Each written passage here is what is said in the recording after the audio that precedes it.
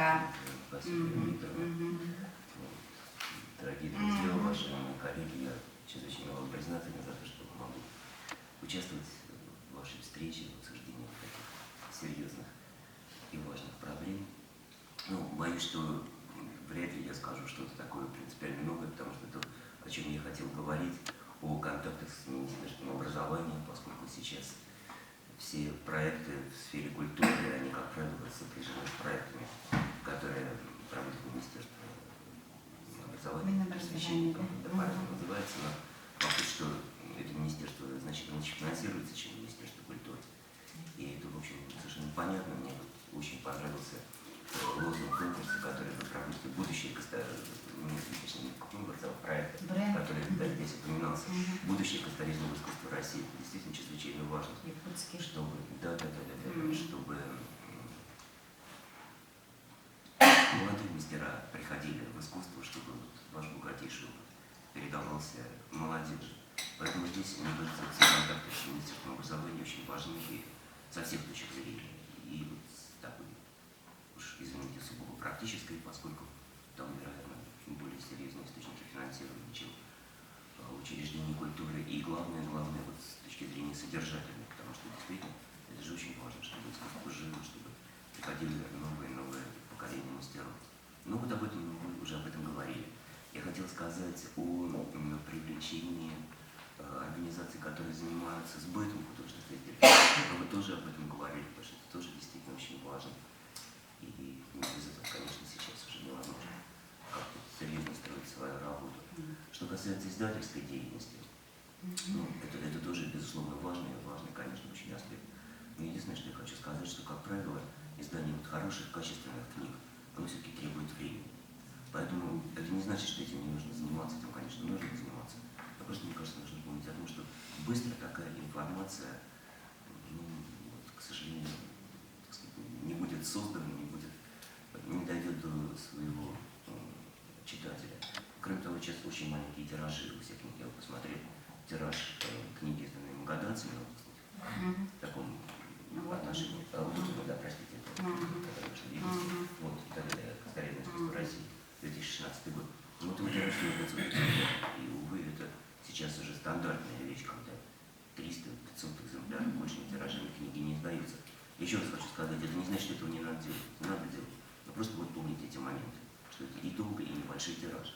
А вот публиковать материалы в интернете, использовать вот все современные возможности, это, конечно, очень важно. И, конечно, очень важно, чтобы это выходило не только на русском, но как минимум и на английском языке.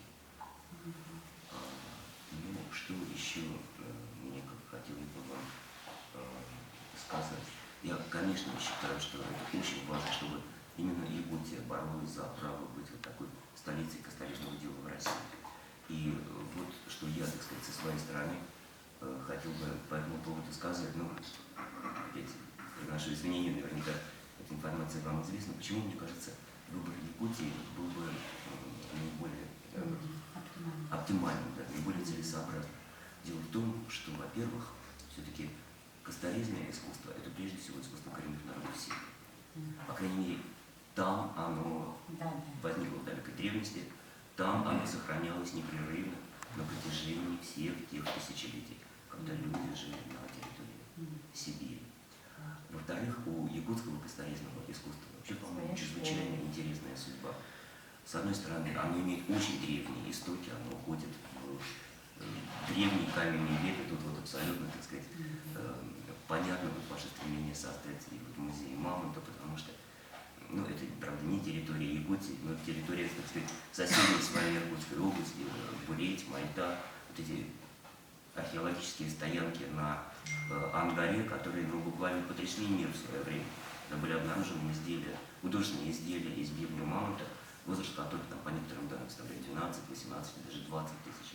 Но совершенно понятно, что те народы, которые вот сейчас живут в республике Саха, они потомки тех людей, которые здесь жили, потому что, ну, у каждого народа ведь всегда много предков.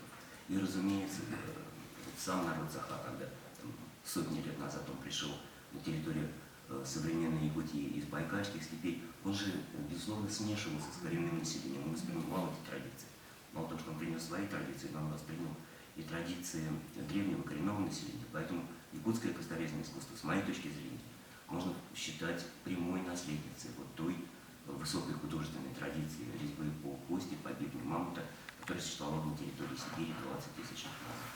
И еще один аспект. Очень интересно стала складываться судьба косторезного искусства Якутии, начиная с середины 17 века, когда Якутия стала частью российского государства. Когда сюда приехали, тоже вы хорошо знаете, художники с русского севера, которые работали в Якутске. И что произошло? Не произошло подавление местной традиции, русской традиции. Наоборот, произошло очень органичное слияние этих традиций. Возникло совершенно особое искусство, где переплелись традиции коренного населения Сибири и русского косторезного искусства. Поэтому сейчас, если Якутия станет таким центром, то вот как раз она покажет, как тесно связано косторезное искусство всех народов России. Якутия является вот таким своеобразным средоточием этого, примером того, как вот эта традиция органично соединяется. Кроме того, тут еще был один очень интересный аспект. В частности, те исследования, которые в нашем музее занимался, я занимался, они показали, что якутские косторезы 18 века, русские по национальности, якуты по национальности, это не важно, они работали вместе, они использовали традиции якутского искусства резьбы по дереву.